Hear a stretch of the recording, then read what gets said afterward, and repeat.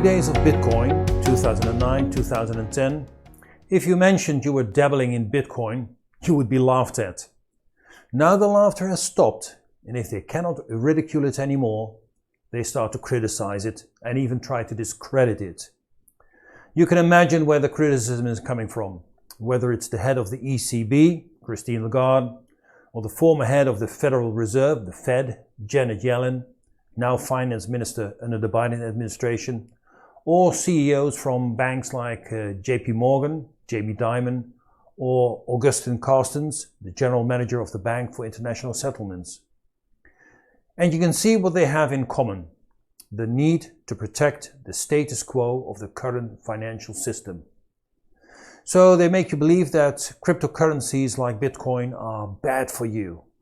And they use the same old arguments that have long since been debunked by the crypto community. They continue to regurgitate three major themes. Bitcoin is bad for you because it's used by criminals and terrorists. Bitcoin is bad for you because it destroys the environment because of its high electricity consumption. And Bitcoin is bad for you because it's a pyramid scheme, a Ponzi scheme. When bankers level these criticisms at Bitcoin, it is headline news. Unfortunately, dispelling these arguments doesn't get as much attention. So here is the umpteenth attempt to set the record straight. 1. Banks and governments claim that Bitcoin facilitates money laundering and the funding of terrorism. It's ironic that three of our Dutch major system banks, ABN, Rabo and ING, were fined almost $1 billion in total for neglecting their duty to prevent money laundering and funding terrorism. No Bitcoin was involved, just euros and dollars. Oh yes, there were a few illegal websites like the now shut down Silk Road, which sold drugs and weapons online and which was paid in Bitcoin. And yes, ransomware attacks are always asking for Bitcoin. But any financial system will attract criminals. Criminals operate in every facet of the financial world. It is estimated that all the criminal activities, drugs, illegal weapons, money laundering, terrorism, only 1% is done via Bitcoin or other cryptocurrencies. Cryptocurrencies do not, I repeat, do not facilitate money laundering or terrorism. Mexican drug lords get paid in dollars. African warlords pay for their weapons in dollars.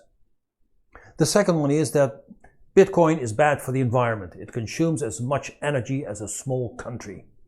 Yes, Bitcoin mining consumes some 80 to 100 terawatt hours per year, which is similar to the electricity consumption of the Netherlands. Fact is that mining of Bitcoins uses a lot of computing power and hence a lot of electricity. This energy consumption provides also the necessary security for the Bitcoin protocol.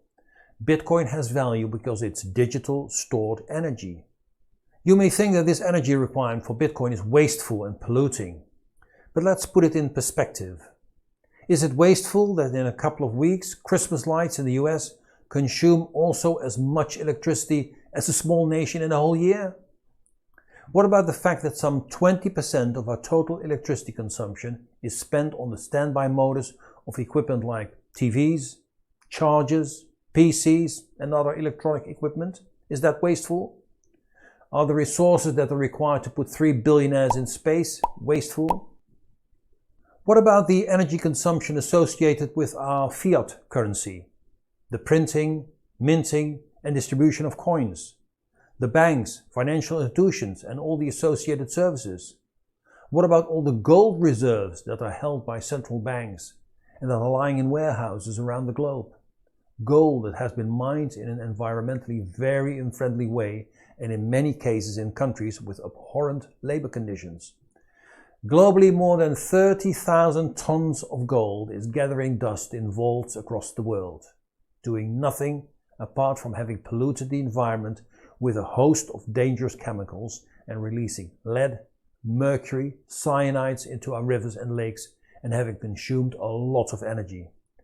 50% of the gold currently mined is used for jewelry. Is that something essential to waste resources on? Bitcoin is often mined in areas where there is access to cheap electricity, near hydroelectric power, wind power, surplus energy from gas flaring. The third one is that Bitcoin is a Ponzi scheme, a pyramid scheme, named after Charles Ponzi, whose pyramid scheme went wrong in 1920. The biggest Ponzi scheme ever was conducted by Bernie Madoff in 2008, which was worth $65 billion, not Bitcoin. So is Bitcoin a Ponzi scheme? No, it meets none of the criteria that define a Ponzi scheme. No individual or group of individuals got rich from the money invested by others. The people who claim that Bitcoin is a Ponzi scheme clearly do not understand how a Ponzi scheme works. The value of Bitcoin rose because, just like a share in the stock market, people got interested and started buying Bitcoin. No one was ever coerced or pushed into buying Bitcoin. No one was ever promised big profits by buying Bitcoin. Bitcoin has gone up and down in value like share prices do. Maybe more volatile, but no one ever made claims that Bitcoin would give a guaranteed return. There simply is no Bitcoin organization or a Bitcoin bank or a Bitcoin CEO. Banks and governments warn people not to invest their money in cryptocurrencies. So you want to invest your money into shares? Like in the year 2000 in Enron shares, America's most innovative company? Or you want to invest in .com companies like World Online or Pets.com, who failed to provide any return? Or you want to safely put it into the bank with the highest interest rate, like the banks in 2008. All these so-called traditional investment opportunities failed miserably. So is Bitcoin an environmental disaster? No.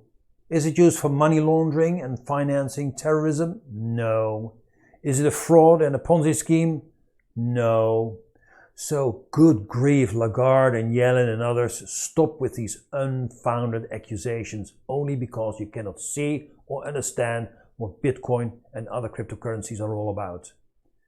Many inventions have always found stiff opposition from groups or individuals with a vested interest. But the genie is out of the bottle, so join the crypto revolution. Thanks for watching.